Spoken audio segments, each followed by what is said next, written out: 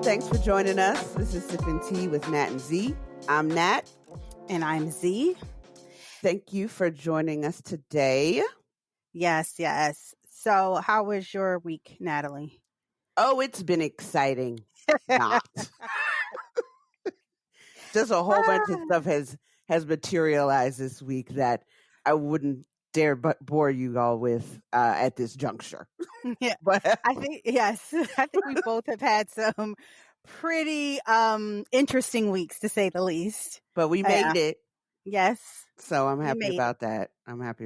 So another week free. Everyone's been safe. So I'm happy for that. Yes. So today's episode, we are talking about protecting your neck, how to maintain peace in your life. Yes. Because we all need to do that. And what that looks like. Because, my goodness.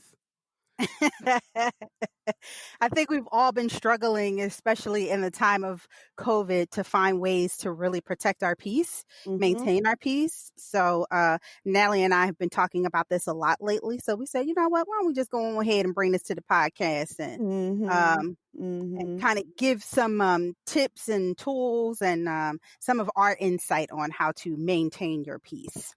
Definitely. And I did want to give a quick shout out to those of you who have started to listen to our podcast. Thank you for your support. And we look forward to giving you some great stuff to listen to in the coming months as we continue this journey. Whoa. Okay. Slow down. Months. No, we just going one step at a time in the coming weeks. Dare I say days. I'm just trying to, speak things to life. So in the coming weeks, y'all, coming weeks. Yes. So, that's going to bring us right into the tea of the day. Again, I'm going to do these disclaimers every time, so y'all just get on used to it.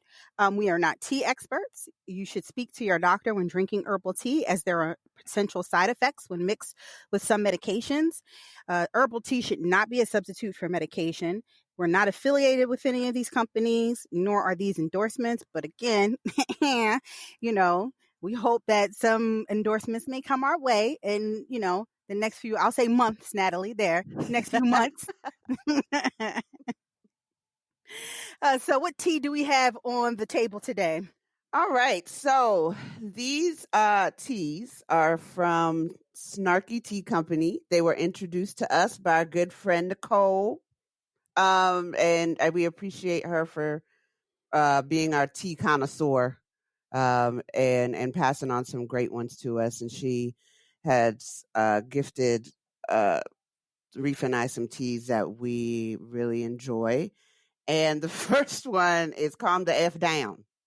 So it's made of green rubios, natural flavor, coconut shred. And the second one, which I love, this one I'd probably drink daily, is Namaste Motherf. It's green tea, natural flavors, raspberry pieces, and orange peel. You can purchase a sampler. They have different cups that have different sayings on them. There's other cheeky tea names such as Get Your Shit Together, Fierce Bitch, and Get Your Ass in Bed, which I'm guessing is the one for nighttime if you have insomnia. Yes. So I definitely recommend the Namaste one. That was so good. Like, the raspberry is fabulous and it's very calming. The Fierce Bitch one I've had, that is great. I have that in the morning sometimes as well, or throughout the day. So check that out, Snarky Tea Company. And they're so cheeky with their little titles. Y'all got to check them out. They're great. They are good. Thank you again, Nikki. We appreciate you. So let's sip on some hot tea. One of the things that it just came to mind, if you're looking for a good laugh, there's this comedy special on Netflix by Sam J. It's called 3 a.m. It's really good. I thought it was funny. She is a Saturday Night Live writer currently, I believe. She just had me in stitches. It might not be everybody's cup of tea, but it definitely was funny to me. So if you're looking for something to watch just to kind of get some chuckles in, definitely recommend that. The September issue of British Vogue, and I'm about to say something, and at the end of it, I'm going to be like, but why? Like, why does this have to be the first? But the September issue of British Vogue will profile activism and will feature some of the likes of Jesse Williams, Tamika Mallory, Janet Mock, and it was shot by the first Black male photographer to shoot a Vogue cover, Misan Harriman. And again, this is 2020. Why are we still having first? Why are we still having first? I don't understand that, but definitely should check that issue out. British Vogue has actually posted some of the covers already on the internet. So if you haven't seen them, you can, like I say all the time, Google. It's kind of weird that it's British Vogue and not the American Vogue, but yeah. Tears with your tears, and I'm going to leave it there. Just going to leave that right there. So if you, I believe it was like the first episode, we were talking about how Talib Kweli was kind of harassing this woman on Twitter. Well, he's permanently been suspended from Twitter because of his harassment. He was tweeting at Maya Moody, who's 24 years old, for 12 hours straight at one point. That's crazy. And this started July 9th. Okay. What? It is August the 9th.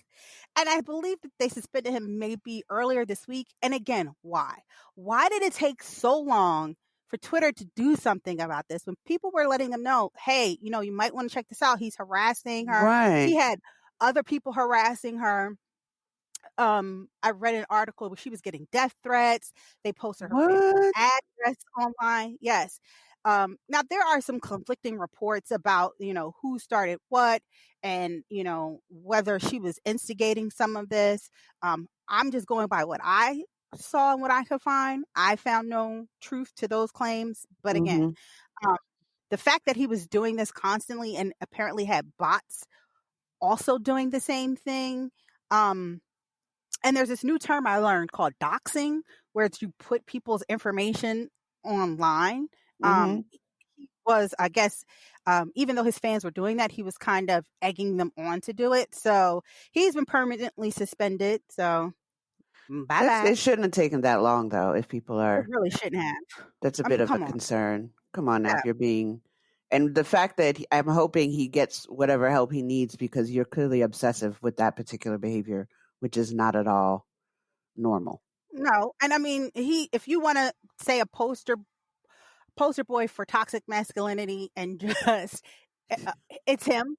I mean, apparently he got his side chick pregnant and he's still married. And it's just all. Oh my, that's messy. Yes, it's very messy. Very messy. So maybe he'll take his talents over to Facebook. I don't know. I think he said he's going on OnlyFans. I don't know. Or no, not OnlyFans. Oh my goodness. Just leave him alone and just go about your business. Keep calm and carry on. And mind your business. Exactly. It's Periscope. That's what it is. So that people can pay to, I guess, see his content, which I'm not spending my good coins on. So have at it. Good luck with that. Right. Jaguar Wright called out the whole Neo World Collective. For those of you who are not familiar with Jaguar Wright, she is, I would say, neo soul. She's from Philly. She had an album. My album. Oh my God, I love that album. It was called Decisions or something. I can't remember the name of the album, but oh my God, it was so good. And then she just kind of fell off the face of the earth. The last time I remember seeing her was she was performing with Jay-Z, and she was singing the lyrics to Song Cry. And I said it was TRL, but it wasn't TRL, but it was at the TRL studio. So you know how long ago this was. Wow. Yeah.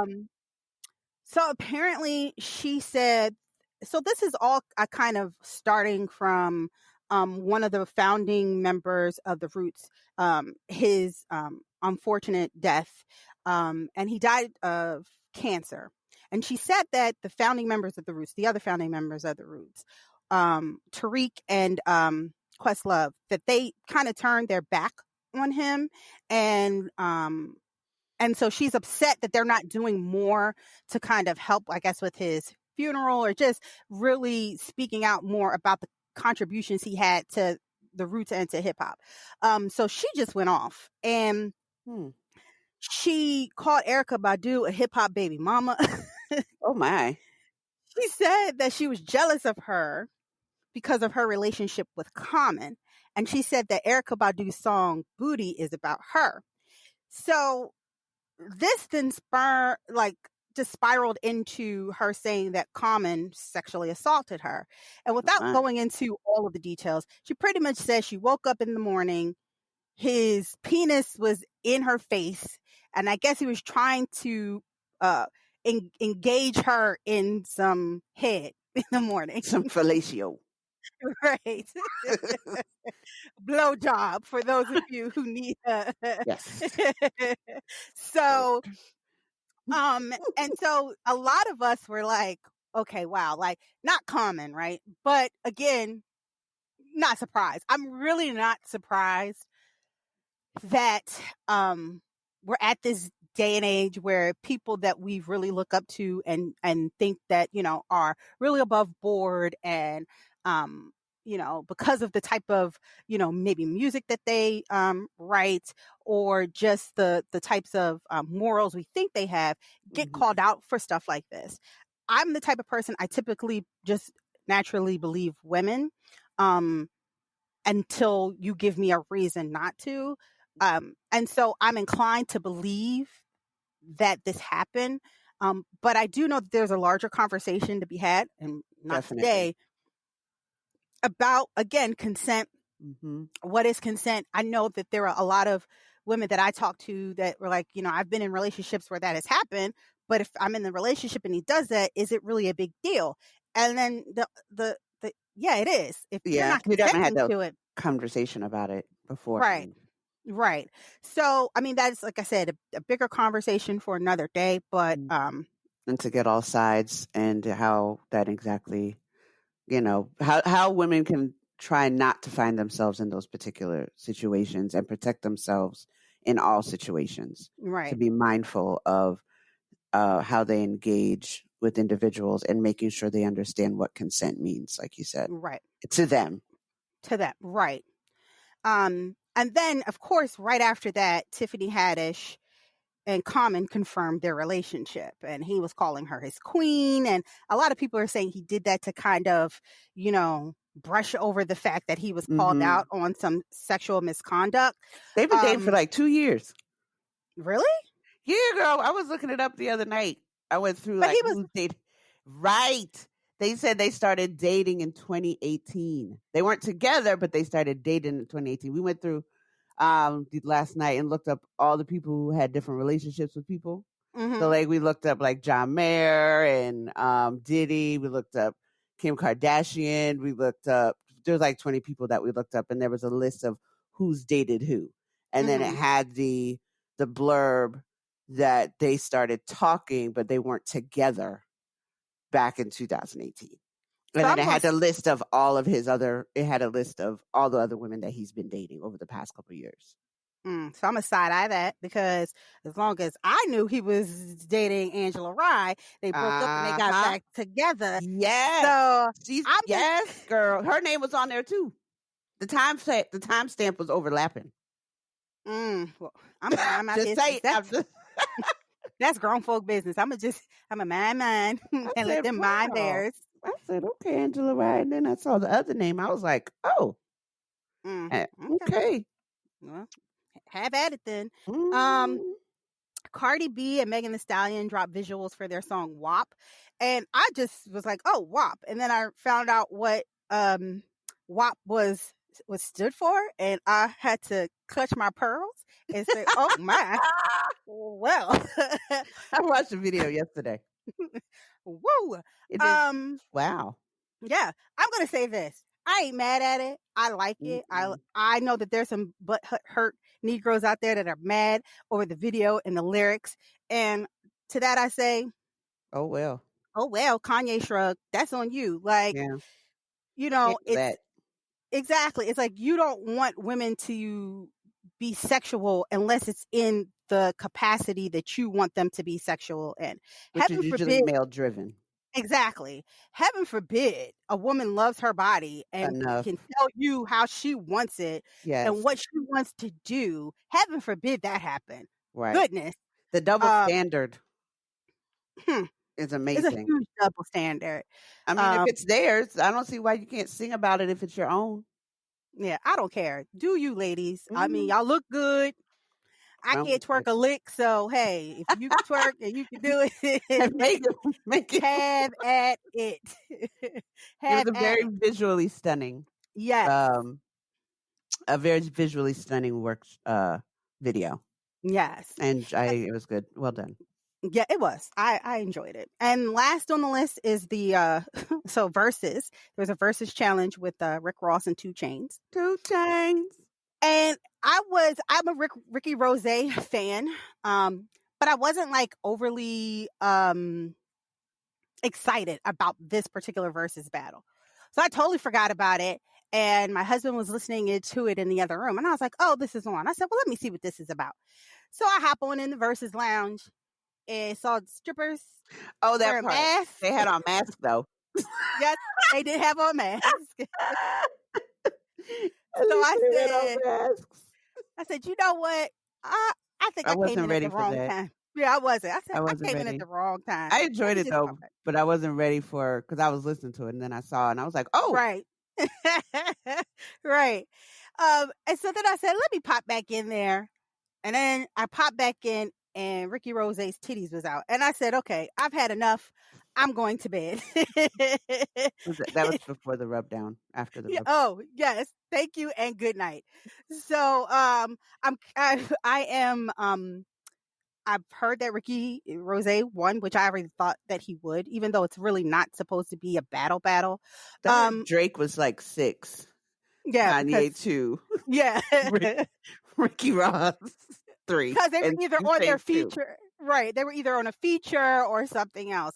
So but yeah, I'm interested in looking at the next Versus battle. They haven't announced it yet, but we'll see who it is. Hopefully it's somebody good. Hopefully it's ladies. I'm looking for some more women. Hello. Yes. But we'll see. We'll see what they have up their sleeve. All right. Well, thanks, Reef, for that. So we're going to go into a quick break. And when we come back, we're going to jump right into our tea time segment.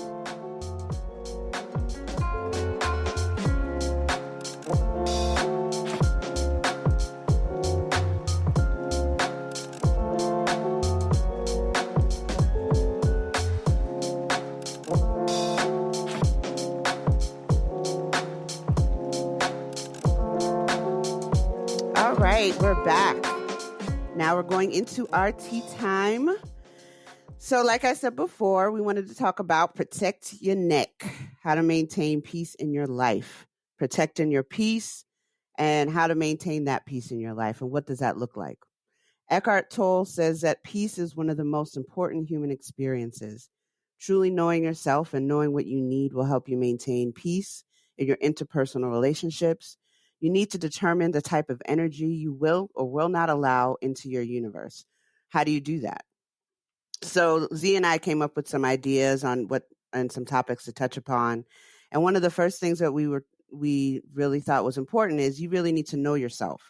Know thyself and what your triggers are.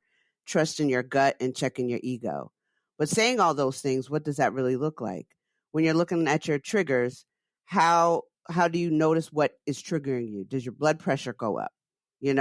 Are there certain topics that inflame you and get you irritated, and topics that make you angry? And do you go into different areas and different environments with people or by yourself that they just aren't right? Something is off and the energy in the place just rubs you the wrong way. And one of the most important things I think is also being mindful of who you're giving your energy to and how you're giving that energy and what you're receiving and what you're allowing yourself to receive. You need to, and even with that, when you're giving away your energy, the thought pattern of trusting your gut and what comes with that. When you're looking at when you're giving away or when your energy is being tapped or being pulled in different areas, your gut sometimes will tell you, hey, you know what, I need to back off. This is not healthy for me. And listening to it truly. And, And that, and go ahead, Z.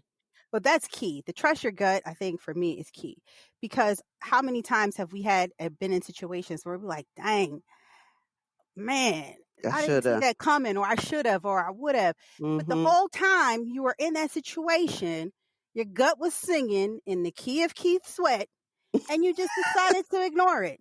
We do Basically. that all the time. Right. And so, if it feels unhealthy, it probably is. Mm-hmm. It probably is. We take care of our gut, our internal gut, right? You know what you should and shouldn't eat. Like Right. you have stomach issues. Okay, if I eat this, I'm going to have some problems. Sometimes we take preventative measures to minimize the side effects, but we don't do the same for our energy. We Right. just don't.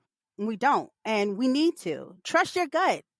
Trust your And intuition. that's something that you kind of need to learn, though, as well, because you think about the times when you, we're not really taught to listen to ourselves as much. We're taught to listen to what directives from other people.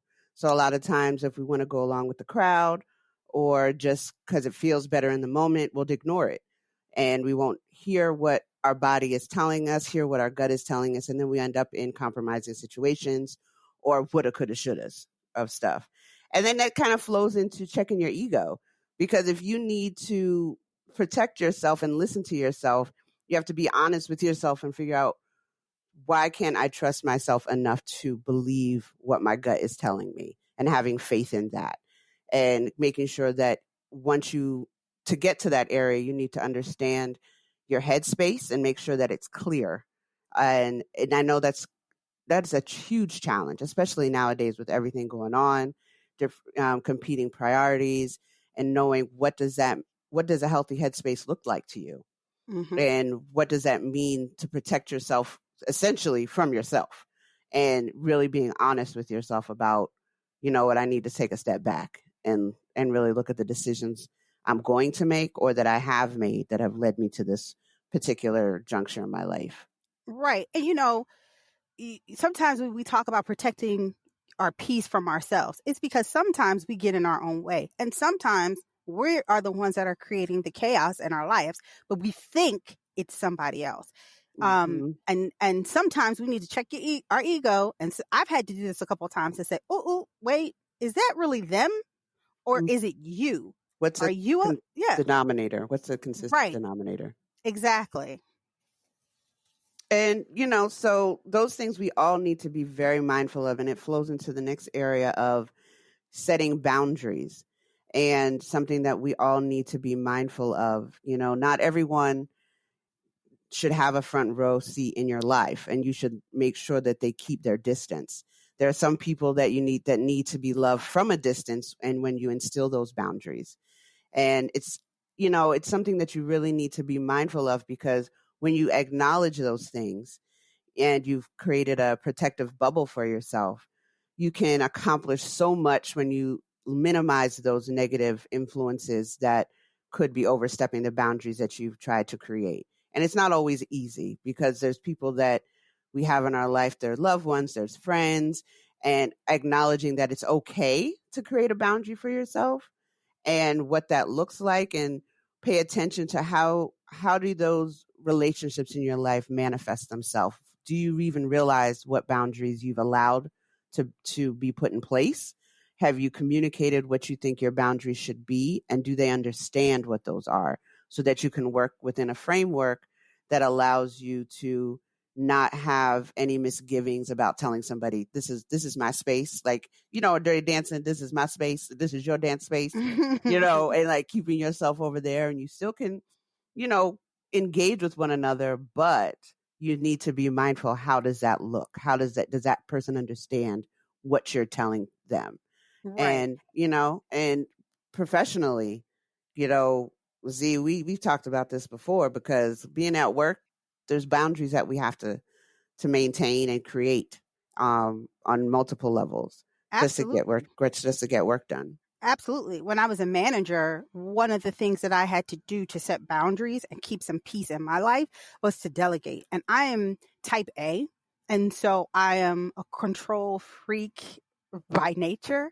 And so trying sometimes to delegate was difficult for me. And again, this goes back to checking my ego. I'm like, you keep talking about you want peace, but you Mm-hmm. don't want to delegate and And let go. let go. So you can't put this on anybody else but yourself. And so when I started to have those conversations with myself, then I was delegating more. You know what I mean? My meeting agendas were prepared and we stuck to them because again, I had to keep boundaries. But if you're not a manager, right? There are some of you who are listening who aren't managers, who aren't supervisors. There's still ways that you can set boundaries and maybe in your work life. You have to maintain a healthy work-life balance. And that could be not working on weekends, not accepting meetings past your clock out time. If I could tell you the number of people that I know in my life that will tell me, oh, yeah, well, I'm off, but my boss needs me to do something and it's 7 or 8 o'clock at night. No, Yeah. no, Yeah. no. If you clocked out at 5, hello, You're it done can at wait. 5. It can wait. I need to work on that. I'm Oh, yeah. infamous for doing that. Ooh, Sorry. Lord. Yeah, I was kind of talking about you, but ain't. I mean, I'm saying I kind of figured when I used to work like 90 hours a week, and y'all be like, "Why are you still at work, Natalie?" It is I ain't want to put 12 you on o'clock. Front Street. I ain't want to put you on Front Street. I mean, that's okay. I mean, I'm checking myself right now. I used to work those crazy behind hours, and I'm good for working on my days off or during the weekend, trying to catch up and organize things for myself. And sometimes it's for my own self so that I can set those boundaries later to say, look, I've done my work. It's after 5 or 6. I'm off, but it's definitely something that should not be habitual. And I am a work in progress on that one because I'm borderline a workaholic sometimes, which you guys all know. So, speaking to that, and creating those work life balances, you really need to I think that, looking at that conversation we had and me acknowledging that I was working those crazy hours at a point, I needed to stop myself and say, look, I need that time for myself outside of work because everything cannot revolve around that. And then I won't be any good for the next day. I won't be good for myself. I won't be good for my family. And then, it just does not work out. It does not benefit the way that you think. And you really need to understand and believe you're worthy of taking care of yourself.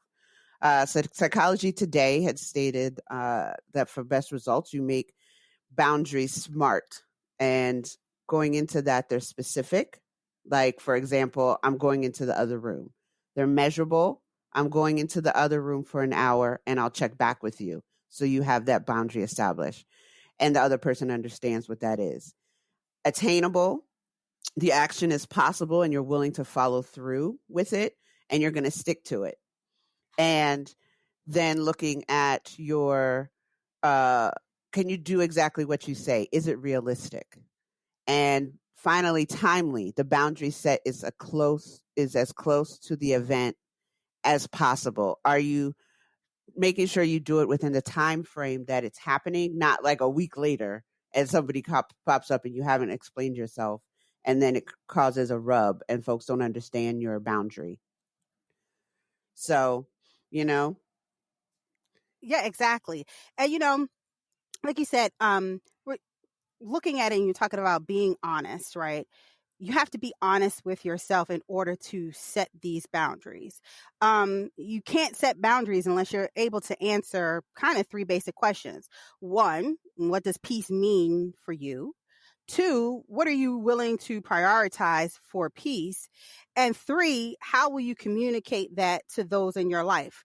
Do you have the confidence to have the conversation with those in your life?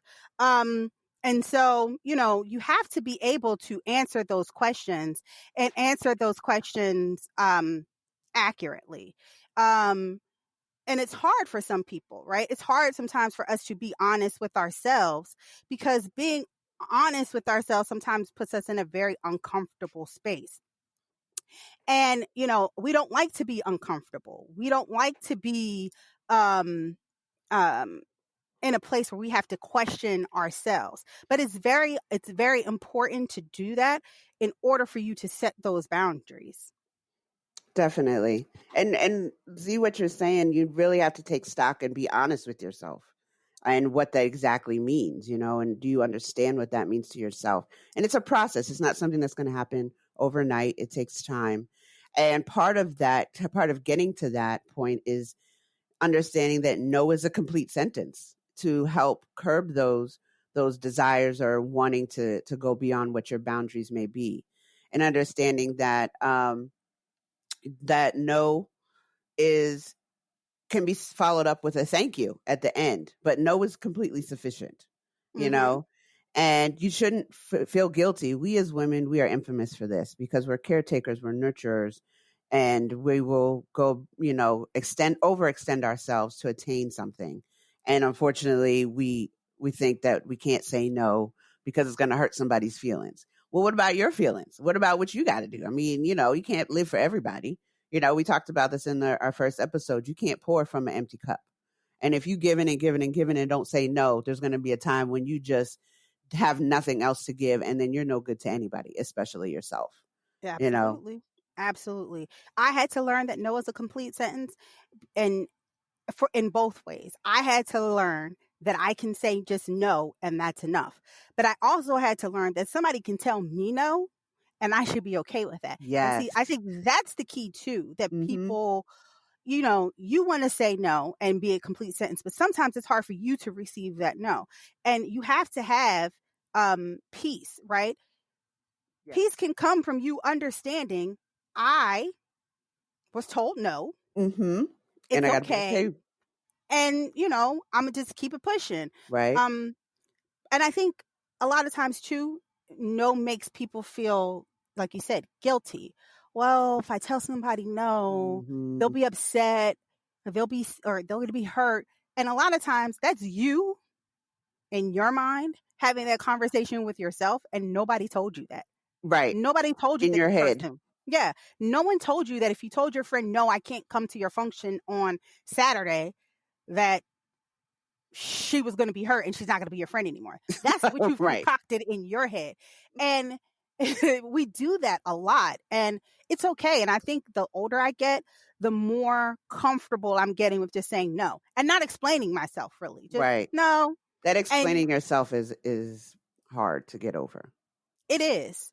And, you can say a thank you at the end to be a little bit more polite. Yeah. You can say, no, thank you, but no. Mm-hmm. And that's fine. And people, again, most people in your life, if you surrounded yourself with good intentioned people, most people in your life will respect your boundaries. Definitely. And they'll be like, all right, cool. It's no hard feelings. I'll catch you the next time. Oh, you can't do that for me? No problem. I'll find somebody else to do that. Mm-hmm. So that is key. Knowing that no is a complete sentence and being okay with that. Definitely. And reiterating it to yourself consistently. Because sometimes you can be like, oh, I'm going to be no this week. And then next week you go back to saying yes. So giving yourself grace in that regard, because there are some things, of course, you can't, you're like, okay, I do need to say no this time, but next time offer another alternative of another time you can work that out. Right. And, go ahead, Andy. I was just thinking, like, how they had that, it was like a couple years ago, it was like the year of yes. And I think there was a book about that. I'm just going to say yes to everything. Absolutely not.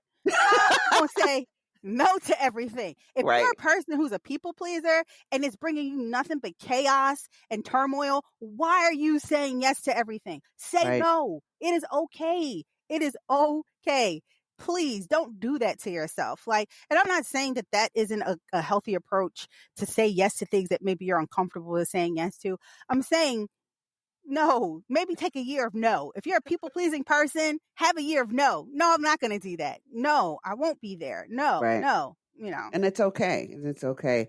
And I think another thing that definitely helps with the no is looking at when you have your boundaries in different arenas of your life, namely social media, and having the the energy and the willpower to say, no, I'm not going to be on it today or you need to break yourself from social media and look at, because some folks they follow stuff. We all know everybody's glued to their phones nowadays.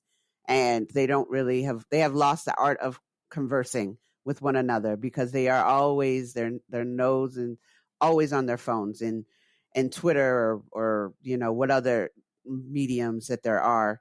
And you need to be mindful of, what are you following? Are you following negative people that get you upset and ruffle your feathers and irritate you?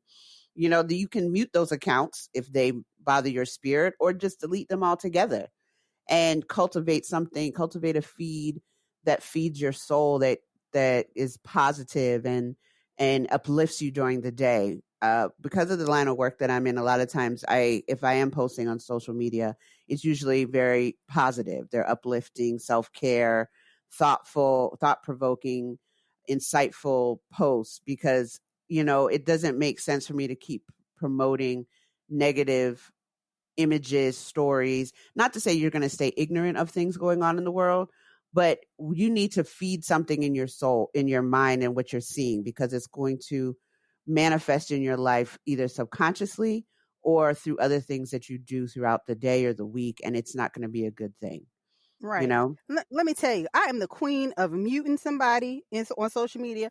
I am the queen of blocking somebody. I am the queen of that, because what you're not going to do is disrupt my peace. There are people that, I became friends with on Facebook. I may have known, in high school or college. And I'm like, oh my God, like, you are so annoying. Like, or just negative, just nothing is ever good. Like, and that's a trigger. So I'm like, why am I letting you and the nonsense you're posting about, or the stupid comments you're making, affect me? I don't have to deal with that. Or accepting friend requests from people that you really don't want to, true, or you don't want to be engaged with at all. A quick story. A few months ago, I removed somebody as a friend. And so they came back around and sent me another friend request. And I'm like, did you not get the point the first time? I don't want to be your friend. And it's okay, because you're disrupting my peace. Right. There's no need for us we're not friends anymore in real life. So I'm not going to be friends with you on social media. There's just to be nosy, some people just want to see what you're up to. Right. So, do that. I think a lot of times too, people take social media too seriously. Yeah. And I agree with that. And then because of that, they're triggered by the things that they see or the things that they hear. And like you said, people don't realize, yes, you can cultivate your feed and you can cultivate your page, and it can bring you happiness instead of just like, oh God, here we go again with this negative post, that negative post. And why is that person saying this? Especially in this time that we're living in, where people are politically charged about stuff. That can be a trigger. It can be. And so I just like, nope, and no. Nopey nope. And hell to the no. So yeah. And and launching off of that, saying no, everybody that has a negative feed or some sort of energy is off, they have their own little party, right? You do not have to attend every party that you're invited to in that regard, because you're preaching a word, man, today, sister. You can just not my circus, not my monkeys. Is that how the saying goes or whatever?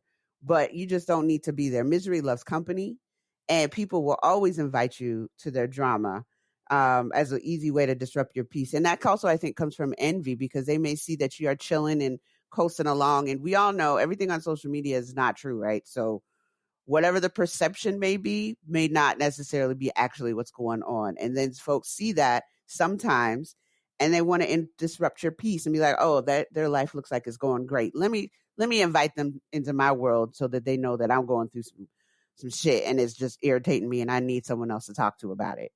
But then you got to figure out, are you going to accept that invitation? This is where no comes in.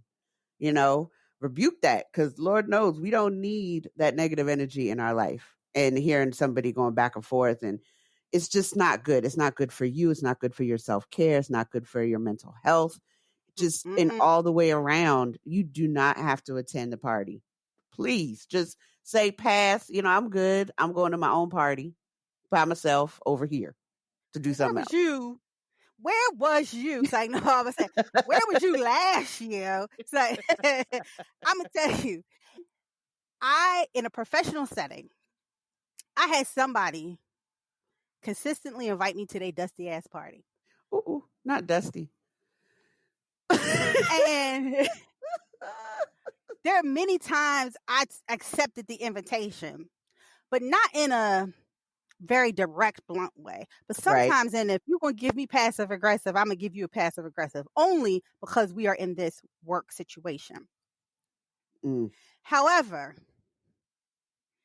I realized I accepted that invitation. So I accepted that my peace was going to be disrupted. And so who could I have been mad at really in that situation? The person who invited me to the party or me who accepted the invitation to the party? And went. In my finest of luxuries, okay? Person my wrist like, bitch, what's up? You was zooted and booted, ready to slay all day. I heard I had the VIP access, okay? Excuse me.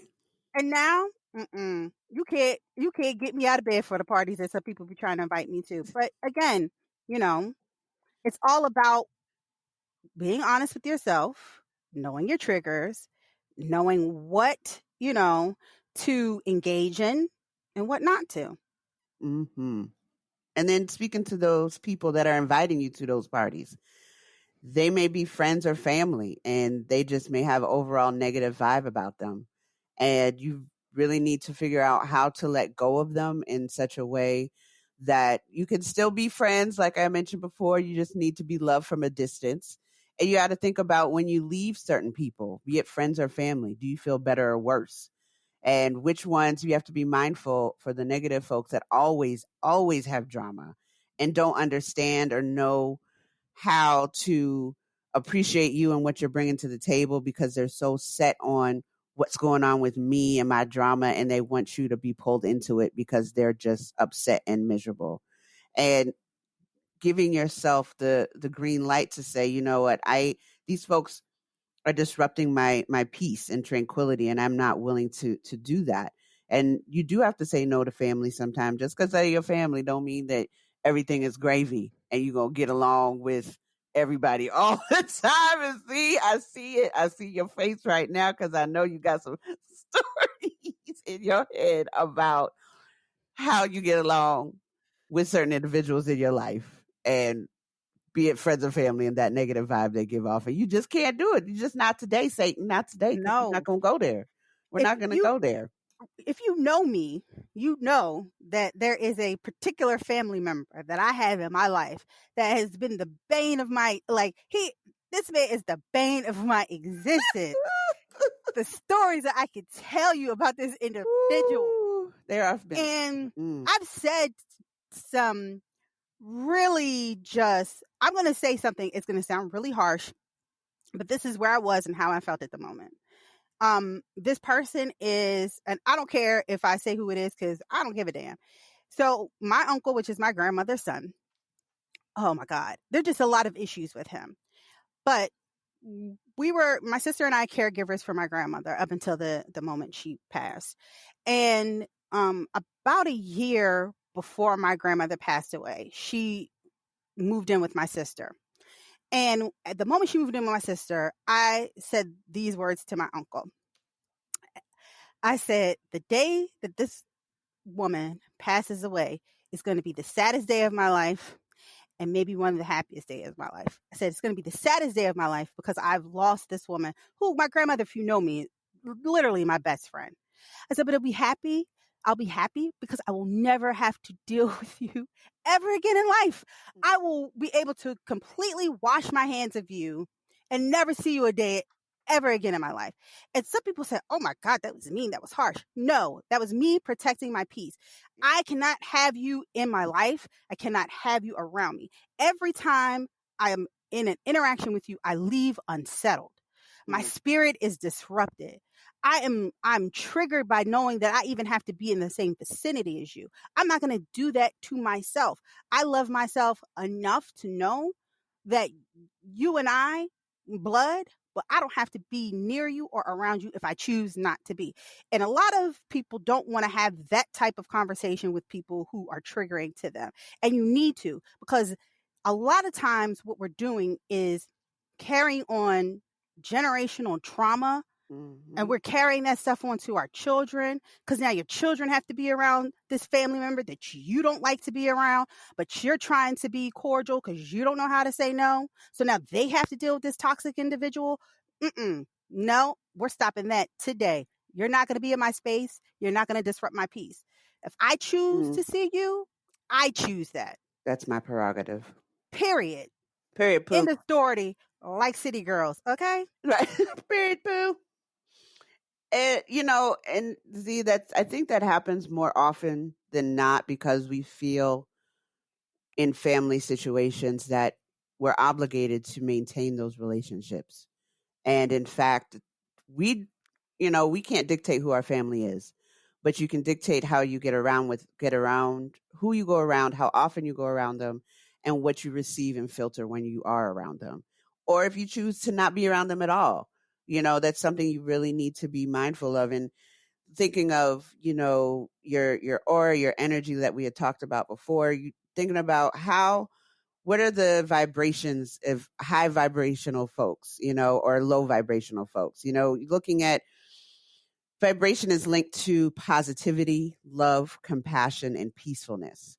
Low vibration is linked to fear, anxiety, sadness, and depression. The higher the vibration, the more authentic you are, and your energy is better. And if you're walking into in a room and your energy shifts in a negative way, the vibration of those folks or those individuals that you're around is something that you do not need to continue to be around, because it's not feeding you positive energy. It's not protecting your space, and it's impeding on you attaining whatever positivity you're trying to get in your life. You really need to be mindful of that. The more you seek quality, respect, growth, and peace of mind, and you really take the time to look within yourself and figure out, is this going to work for me?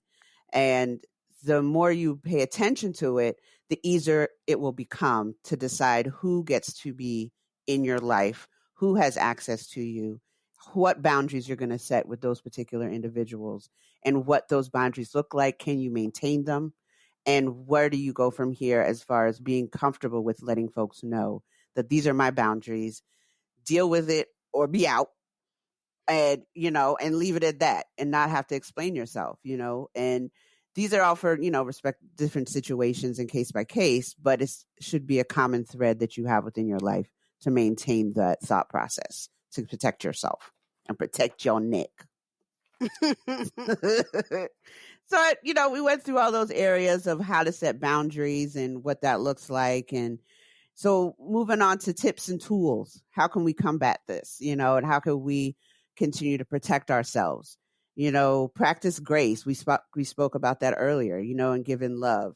There's folks that are really dealing with some things and issues and challenges that they don't know anything else but to be negative, and don't know what boundary setting is because they've never been given or the rule of thumb for boundaries, or understand that. So, it's a balance, because you do need to give folks grace because they may not know what that means. But at the same time, sometimes they need that kindness in their life because they've never had it before. And it's not a pass to let them keep doing it to you, but it's something to kill them with kindness and help them along with whatever is going on in their life. But it's something that you have to gauge and be mindful of, because you just can't. I won't say grace has a limit per se, but for protecting yourself, you never know what people are going through when you meet up with them, but that doesn't mean you just let them walk all over you and cross your boundaries, right, and whatnot, and, looking at that, we're looking at letting go of those folks and those feelings, and keeping in line with giving people grace. You kind of need to observe them before you react immediately, because like I said, they may be going through something that you don't know. And sometimes it's just best to walk away and leave that person where they are to protect yourself. And one thing that I definitely am a proponent of is designing a place of peace to give yourself some time to decompress. That's something that I've done for myself through my health challenges. I've created a Zen den, she shed, whatever you want to call it, that I've been able to design in such a way that it speaks to all my positive things in my life. I paint in there, I meditate, I do yoga, I dance, I sleep, something that helps me re-energize myself. And the colors and the textures and what have you help me kind of calm down and just reach that Zen place for myself, and having that space for yourself to be able to decompress and figure out what your boundaries are or rebuild your boundaries are so key. It could be a closet, it could be your car, it could be walking down the street, outside on the porch, creating that space because you're worth it and understanding you're worth that time for yourself is something so key to making sure those boundaries and whatnot are preserved. Mm-hmm. And looking at this flows into prioritizing yourself. That's something I had to do for myself to set that time aside, to make that room for myself because I'm worthy enough, and looking at how do I continue this? Because I don't always have time to go in my room and hang out. So sometimes I get up, most mornings I get up, I walk, I meditate and, write in my journal, say some affirmations, but I make sure that I take that time to reestablish my boundaries for the day, what I will and won't accept, and where does that day leave me to be, and how do I want to engage with folks. But making sure I take that time for myself to reevaluate where my head is at and making sure I'm steadfast in my goal to keep myself in peace. Right. I think I said maybe in the first episode, probably the first episode, that there, as a way of self-care, right? I'll take 15 minutes of the day in the morning sometimes before my daughter gets up, before my husband gets up, to have a cup of coffee, maybe sit out on my balcony, right? And just to increase my productivity, like you said, and clear my headspace. And just to make sure that, like you said, all the boundaries are still intact, making sure that I'm starting out the day with a peaceful mind, helps for me to maintain my boundaries from being crossed.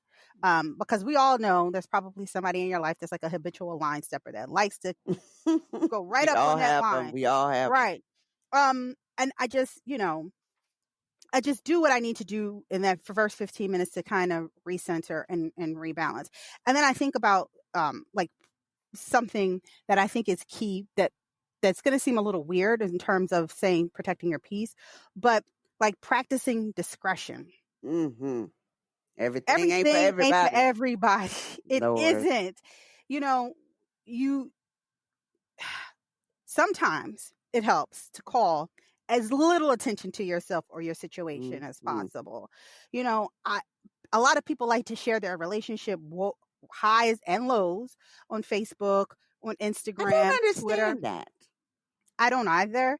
I mean, except I get it to a point, but the detail some people give is unnecessary. Come on now. It's unnecessary. And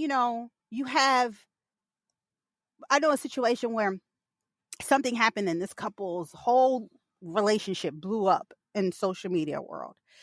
And then the person, one of the couple, one of the pair,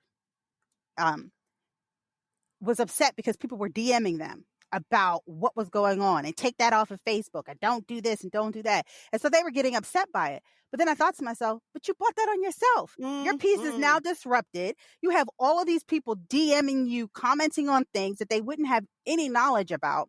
Unless you put it up there. Right. And now you're upset because your peace is being disrupted. That makes no sense to me. Again, check your ego. And understand that sometimes you bring that on yourself. Yes. So it's important to understand, be honest with yourself and say, did I cause this disruption or was this disruption brought upon me? And once you do that, then correcting the behavior. Yeah. And understand when you do put out that information or if you're sharing your relationship lows and highs, not everybody who's listening to you is listening for empathy. They're listening to be to gossip. They're listening just to be in your business, and they're listening because they're miserable. And it just is like, oh, my life isn't that bad because they got some other stuff going on with them. Because when I tell you, the folks really sometimes do not like mom, like, you know, I know some of y'all have heard, you know, your mom said, I'm not your little friend. Not everybody's your friend, and smile in your face and all that, because they're quick to talk about you. And it's just fodder because you entrusted them with some information, and they just turn around and then you hear it back.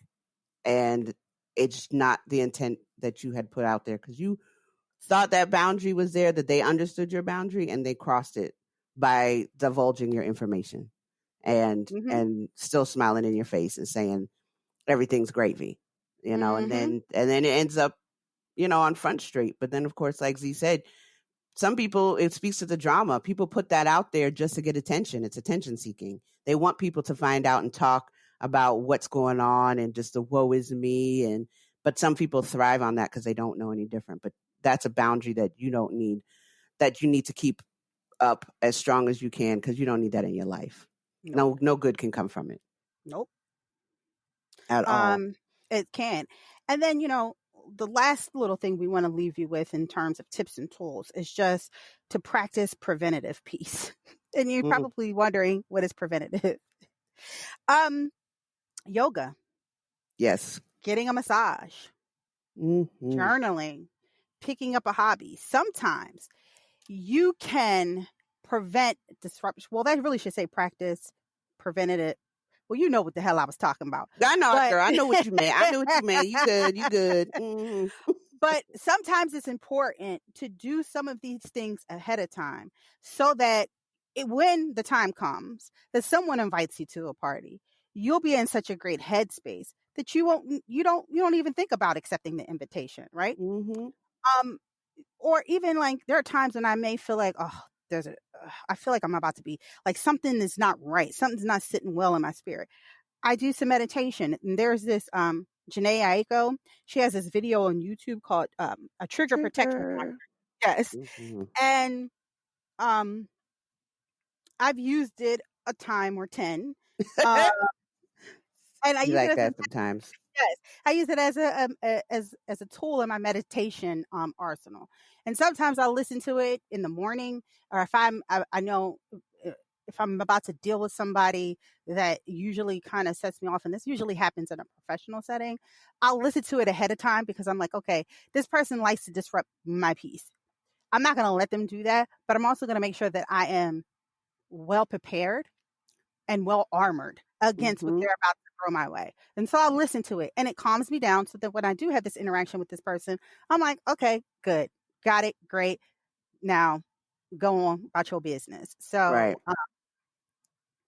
you know, and there are other ways that you can do that. You know, these are just some of the tools that Natalie and I have employed for ourselves. But overall, just try to find ways to maintain your peace. Again, especially because we're in this uncertain time, and there's so many different ways that your peace can be disruptive. It's very important, to going back to the first episode, to have a plan in place for self-care, but also to have a plan in place to maintain your peace. It's very important. It's very important. Very important. And be mindful of how you react. Yes. People can throw stuff at you all the time, but how are you going to react to it? And that's part of your protecting your peace and equipping yourself with the tips and tools that Z and I have bestowed upon y'all. Absolutely. All righty now. So we're going to take a quick break, and when we come back, we will get into our last sip of the day.